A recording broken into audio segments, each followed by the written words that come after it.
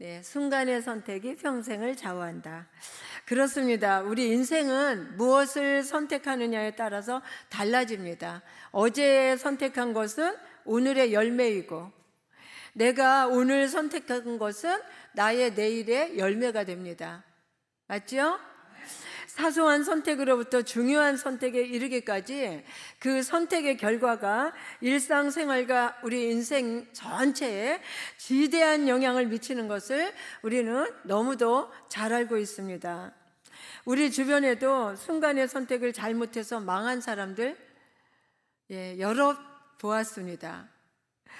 네, 희망의 힘이라는 책의 저자이며 혈액종양학 전문의 의사인 제롬 크루먼 박사의 연구에 의하면 사람이 절망할 때 이 통증을 배가시키는 콜레시스토키닌의 분비량이 점점 늘어난다고 합니다. 반면에 믿음과 소망과 희망을 가질 때 천연 몰핀과 같은 엔돌핀과 또 엔겔팔린으로 불리는 화학 물질이 우리 몸 안에서 분비된다고 해요. 뇌에서 엔돌핀과 엔겔팔린이 분비되게 하고 이들이 또 몰핀의 효과를 흉내내게 하므로 통증이 차단되고 치료된다는 것입니다. 이처럼 이 희망의 중요성과 치료의 효과를 너무나 잘 알고 있는 이 트루먼 이 박사는 지금도 환자들에게 희망과 그리고 용기를 갖게 하면서 병만 치료하는 것이 아니라 그들의 마음에 소망을 그리고 희망을 막 불어넣어 주면서 이 모든 그 통증이 차단되고 그리고 병을 치료하고 있다고 합니다. 불치병을 이렇게 통증을 완치시키고 있다고 해요. 여러분, 그렇습니다. 사람은 무엇을 보고 바라며 어떤 것을 선택하며 사느냐에 따라 현실의 나의 삶과 그리고 나의 미래, 내 인생을 결정하게 됩니다. 우리도 그렇잖아요. 막 내가 스트레스 많이 받고 막 신경 많이 쓰고 그러면 막 머리가 막 아프다가 뭐 갑자기 그냥 무슨 마음에 막 기쁨이 막 나면 소망이 생기면 머리 아픈 것이 어느 사이에 그 통증이 사라지고 아주 그냥 컨디션이 확 좋아지는 것을 우리 많이 느끼잖아요. 우리가 무엇을 보고 사느냐, 이것을 인생관이라고 하고 그리고 또 어떻게 보느냐, 무엇을 어떻게 보느냐, 이것을 물질관이라고 합니다. 어떤 것에 또 가치를 두고 사느냐, 이것을 가치관이라고 하고 내세에 어떤 태도를 갖고 사느냐, 내세관이라고 합니다. 여러분, 삶에 우연이 있다고 생각하십니까? 우연이 있습니까? 성경은 우연이 없다고 말하고 있습니다. 네. 이 말은 뭐냐 하면은 우리가 어떤 일이든지 우연이 아니라 내 선택의 결과라는 말이에요. 믿음을 선택하면 여러분 구원을 받고 그리고 순종을 선택하면 복을 받습니다. 아멘. 오늘 본문에는 아브라함이 인생의 그 절망과 그 절망의 그 선택의 기로에서 무엇을 선택하는가를 우리가 살펴보면서 잠깐 동안 은혜를 나누고자 합니다. 우리 12장 1절 한번 함께 읽겠습니다. 12장 1절 시작. 여호와께서 아브라함에게 이르시되 너는 너의 고향과 친척과 아버지의 집을 떠나 내가 너에게 보여줄 땅으로 가라. 가라고 합니다. 그런데 이때 하나님께서 아브라함에게 말씀하실 때 아브라함의 눈에 뭐가 보였을까요? 길이 보였을까요? 아무것도 보이지 않았습니다. 그런데 하나님은 가라고 하십니다. 아무것도 보이지 않았고 갈 바도 알지 못했지만 아브라함은 뭘 선택했어요? 가는 걸, 하나님의 약속의 말씀을 선택하고 그 말씀을 따라갔습니다. 우리 4절 한번 읽겠습니다. 시작. 4절 시작. 이에 아브라함이 여호와의 말씀을 따라갔고 롯도 그와 함께 갔으며 아브라함이 하란을 떠날 때에 75세였더라. 네, 아브라함은 아무것도 보이지 않았지만, 갈 바도 알지 못했지만, 아브라함은 하나님의 약속의 말씀을 선택하고 말씀을 따라갔다. 오늘 성경은 그렇게 말하고 있습니다. 그런데 여기서 아브라함은 하나님의 약속의 말씀을 붙잡고 너의 본토 친척 아비집을 떠나 놨는데 뭐만 지켰어요? 무엇만 따라갔습니까? 아브라함은 뭘 따라갔을까요? 본토만 지켰어요. 본토. 본토. 친척 아비집은 데리고 갔습니다. 오늘 말씀에 보셨죠? 조카, 롯도 아비도 다 데려갔어요. 그런데 하나님께서 떠나라고 하시니까 어쨌든 하나님의 약속에 말씀을 붙잡고 떠났습니다. 이것은 무엇을 말합니까? 인간의 연약함을 말하고 있습니다. 다 버리고 가고 싶은데 왠지 두려움이 있고 왠지 그냥 다 버리면 안 될 것 같고 하는 그런 우리의 연약함, 우리의 믿음 생활, 신앙 생활도 그렇지 않습니까? 내가 하나님을 믿는다고 하면서 정말 하나님, 정말 주님과 동행한다고 하지만 그러나 언제나 나의 발뒤꿈치를 붙잡고 있는 것이 무엇입니까? 본토는 떠나는데 친척과 아비집을 다 버리지 못한다는 거예요. 이것이 참 우리 인간의 연약함인 것 같습니다. 저와 여러분의 연약함이고, 그래서 우리에게는 주님이 더욱더 필요한 거예요. 주님이 없으면 우리는 살 수가 없다는 거죠. 네, 이 아브라함이 아들처럼 여겼던 조카 롯을 그 혈육을 떠나보내지 못함으로 무슨 일이 일어났어요? 아내를 동생이라고 거짓말까지 하면서 목숨을 구걸하며 아내를 빼앗길 뻔한 인생 일대의 시련을 만나게 됩니다. 우리는 여기서 무엇을 깨달을 수 있습니까? 여러분, 우리도 정말 그렇습니다.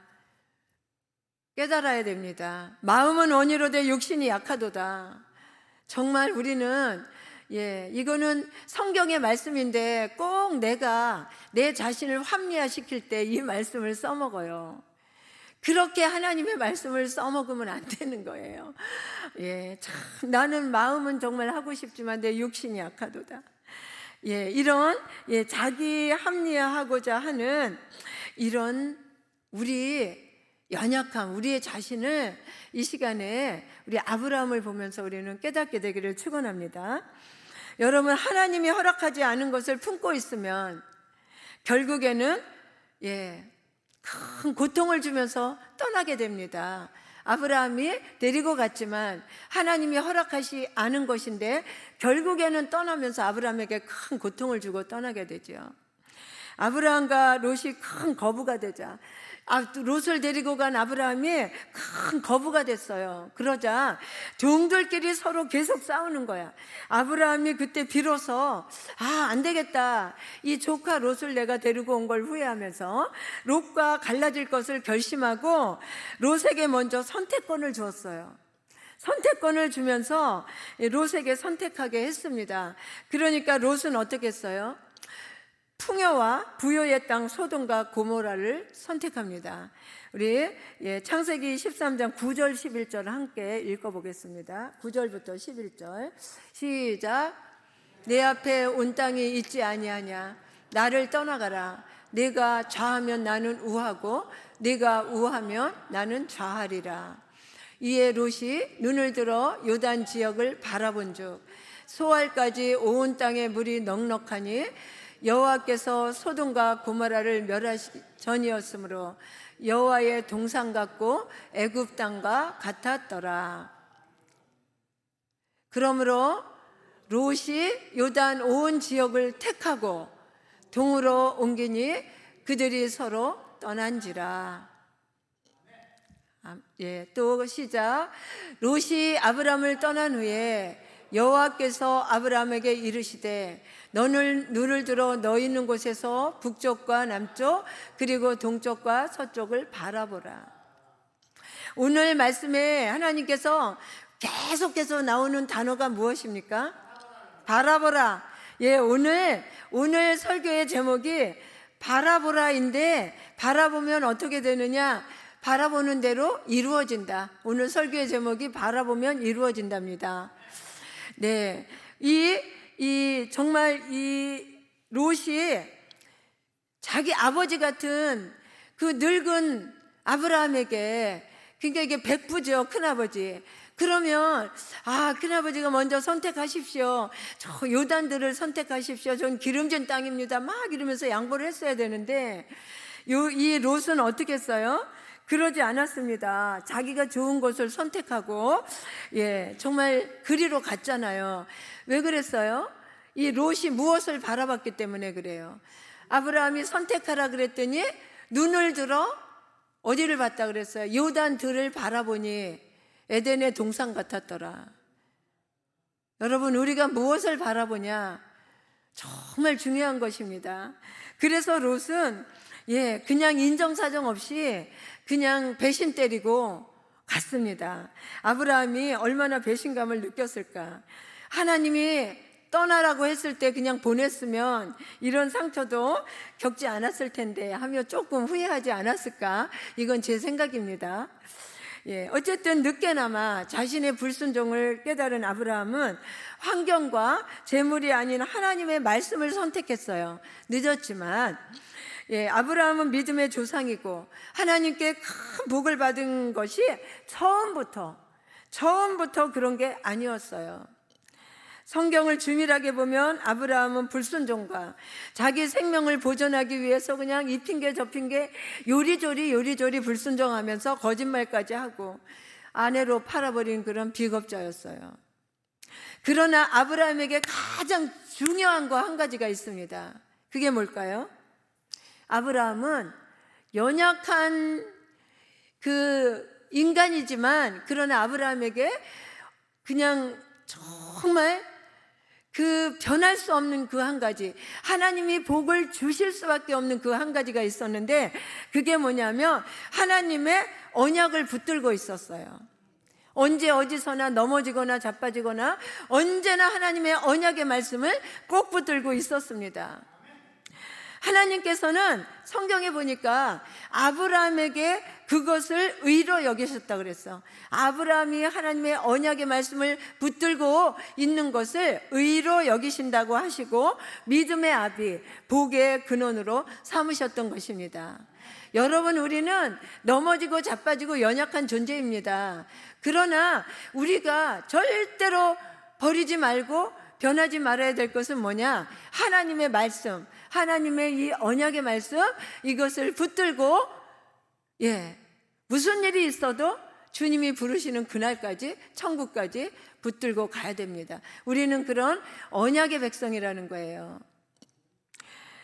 롯을 떠나보낸 후에, 아까 우리 읽은 말씀처럼 롯을 떠난 후에 드디어 하나님께서는 아브라함에게 나타나셨어요. 그전에는 떠나라 했더니 본토만 떠나고 다 데려갔잖아. 그러니까 하나님께서 아브라함에게 침묵하셨어. 그런데 롯을 떠나보내고 나니까, 혈육을 잘라버리고 나니까 하나님께서 드디어 나타나셔서 두 가지 약속을 하셨는데, 그 첫째가 동서남북을 바라보라, 보이는 땅을 너에게 주겠답니다. 우리 14절 15절 한번 같이 읽겠습니다. 시작. 너는 눈을 들어 너 있는 곳에서 북쪽과 남쪽 그리고 동쪽과 서쪽을 바라보라. 보이는 땅을 내가 너와 내 자손에게 주리니 영원히 이르리라. 바라보면 눈에 보이는 네가 바라보고 보이는 모든 것을 다 너에게 주겠다. 여러분, 바라보면 이루어진다. 아멘. 내가 무엇을 바라보냐에 따라서 상황은 달라지겠죠. 우리 16절 한번 또 보겠습니다. 두 번째 하나님이 약속하신 것이 무엇인가? 16절 시작.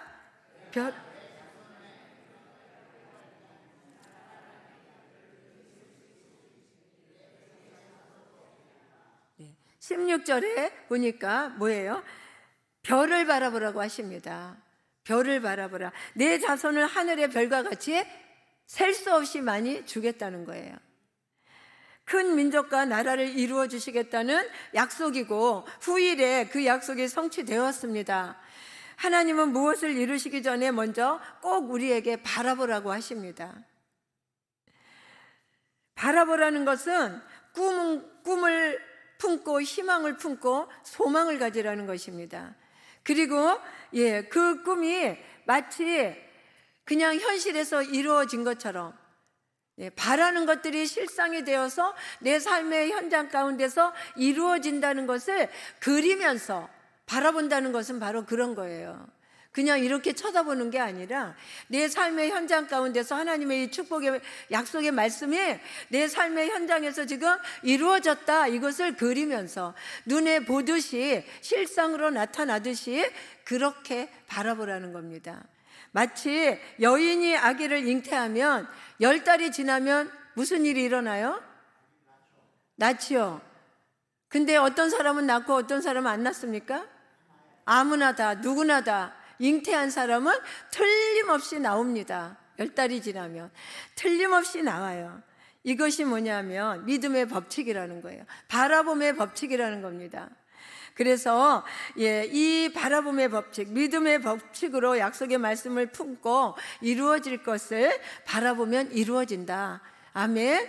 네, 올해 여러분이 정말 하나님의 약속의 말씀을 붙잡고 말씀 많이 받았죠? 이번에 말씀 받은 거 다 꼭 품고 기도하시고 바라보기를 바랍니다.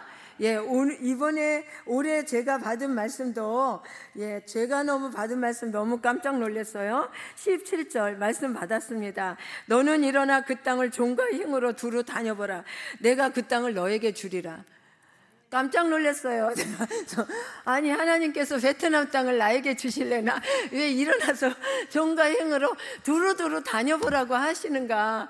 그 말씀을 딱 보고 너무너무 놀래가지고 갑자기 가슴이 그냥 막 이상해지더라고요. 그런데 여러분, 정말 이 말씀을 품고 저는 베트남을 갈 겁니다. 이번에 우리 베트남 선교팀을 통해서 하나님께서 베트남 땅에 놀라운 부흥을 주시고 우리가 밟는 땅마다 우리에게 주실 줄 믿습니다. 그래서 품고 갈 겁니다. 이 말씀을 바라보면서 여러분도 기도해 주시기를 바랍니다. 롯은 풍요롭고 기름진 요단들을 바라보다 어디로 갔어요? 멸망의 땅 소돔과 고모라로 갔습니다. 그래서 아브라함은 동서남북을 바라보다 어떻게 됐어요? 큰 나라를 얻게 되었고, 그리고 하늘에 수없이 많은 하늘의 별을 바라보다가 큰 민족의 조상이 됐잖아요. 네, 사랑하는 여러분은 지금 무엇을 그리면서 바라보고 계십니까? 네, 여러분이 지금 바라보는 게 없다면 하나님 앞에 기도해서 잉태하듯이 약속의 말씀을 품으세요. 그리고 바라보세요. 믿음으로 바라보시기를 주의 이름으로 축원을 드립니다. 재물과 명예, 건강, 건세, 아무것든지 무엇이든지 다 좋습니다. 다 바라봐도 좋습니다. 그런데 다만 주 예수 그리스도 안에서 바라봐야 되는 겁니다. 롯이 요단들을 바라보니까 너무 풍요가 넘쳤잖아요. 이 롯이 주 예수 그리스도 안에서 바라봤으면 하나님께서 그 재물을 가지고 하나님의 영광을 위해서 크게 썼을 텐데 예수 밖에서 바라봤기 때문에 그는 소돔 고모라 멸망할 때 온 가족이 다 멸망하게 된 거예요. 갈라디아서에 보면 하나님이 아브라함과 이스라엘에게 한 모든 약속은 예수 그리스도 안에서 나의 것이 된다, 우리의 것이 된다라고 말씀하고 있습니다. 우리 말씀 한번 보겠습니다. 갈라디아서 3장 7절 시작. 그런즉 믿음으로 아브라함의 자손인 줄 알지어다. 네, 믿습니까? 네, 3장 9절 한번 또 보겠습니다. 시작.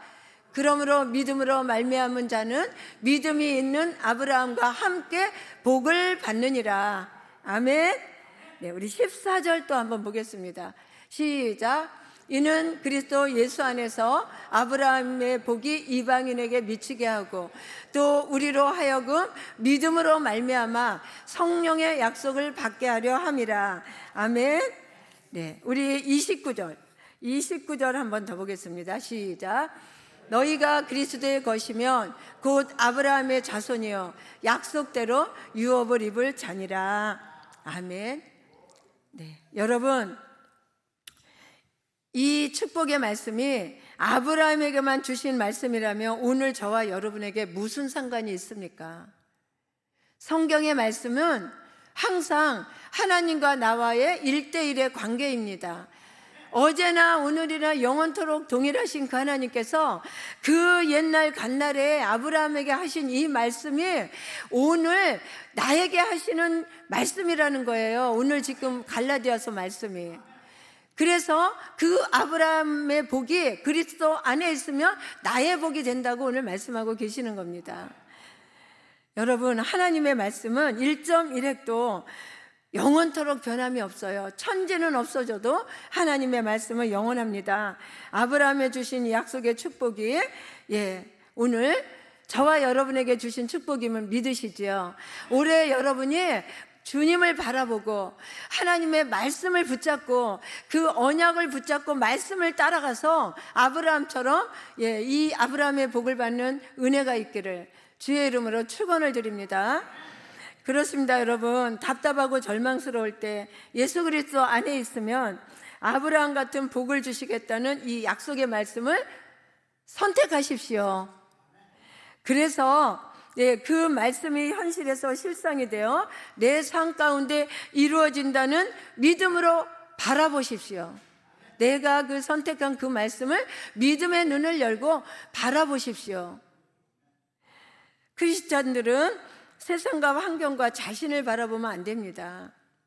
베드로가 주님만 바라보며 나갈 때 무리를 걸을 수 있었지만 출렁거리는 바닷물을 바라볼 때 물에 빠지고 말았잖아요. 환경을 바라보면, 나를 바라보면 물에 빠집니다. 그냥 주님만 바라봤을 때 물 위로 걸어갔잖아요. 이렇게 보는 순간에 빠졌어요. 여러분, 하나님께서 하나님의 자녀들은 오직 하나님만 바라보기를 원하고 바라고 우리를 바라보고 계십니다. 하나님도. 내가 하나님만 바라보는 것이 아니라 하나님께서도 우리를 불꽃 같은 눈동자로 바라보고 계신다는 사실이에요. 네, 그래서 롯은 하나님의 약속을 신뢰하지 못하고 당장 눈에 좋은 것만 선택함으로 망하게 되었고 그의 가정은 풍지박산되었고 그 아내는 소금 기둥이 되었습니다. 아브라함은 하나님의 약속을 선택하고 단호히 끊어냈어요. 세상의 혈육의 정을 끊어냈고 그리고 재물과 명예를 끊어냈습니다. 족장이라는 그 명예를 다 버렸어요. 끊어냈어요. 그럴 때 복의 근원이 되는 오늘 성경에 기록되는 영원한 축복을 받았음을 기억하시기를 바랍니다. 여러분, 우리 삶이 나를 속이고 유혹할지라도 나는 무엇을 바라보며 선택할 것인지 여러분 이 시간에 깊이 내 마음을 깊이 한번 들여다보면서 깊은 결단이 있기를 축원합니다. 믿음을 선택하면 뭐예요? 구원을 받고 순종을 선택하면 뭐예요? 복을 받습니다. 네, 믿음과 순종은 절대로 떨어져서는 안 되는 나의 신앙을 바치고 있는 두 기둥이라는 것을 기억하십시오. 믿음만 있고 순종이 없으면 정말 교만한 신앙생활을 하는 거예요. 그리고 열심히 일을 하는데 믿음이 없으면 그것은 가짜 믿음이에요. 믿음과 순종은 나의 신앙을 바치고 있는 두 기둥. 어느 한쪽이라도 치우치면 온전한 믿음이 아니라는 거예요. 여러분, 오늘 낮예배 때 담임 목사님께서 신앙생활은 99대 1이라고 하셨죠? 주님과 동행할 수 있다는 것은 내 힘으로 동행할 수 있을 수 없어요. 어떻게 내 힘으로 주님과 동행합니까?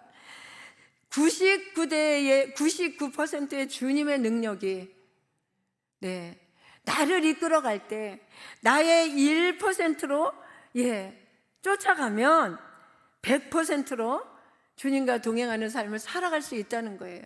우리는 주님의 99%의 능력을 가지고 살아가는데 어떻게 그렇게 살아갈 수 있느냐? 이것은 내 삶이 항상 주님을 바라볼 때, 항상 주님의 면전의식을 가지고 주님 앞에서 주님을 바라보며 살아갈 때만이 가능하다는 거예요.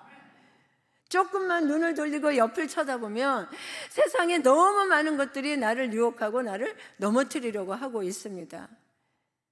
그런데 어떻게 우리가 주님과 동행할 수 있겠어요?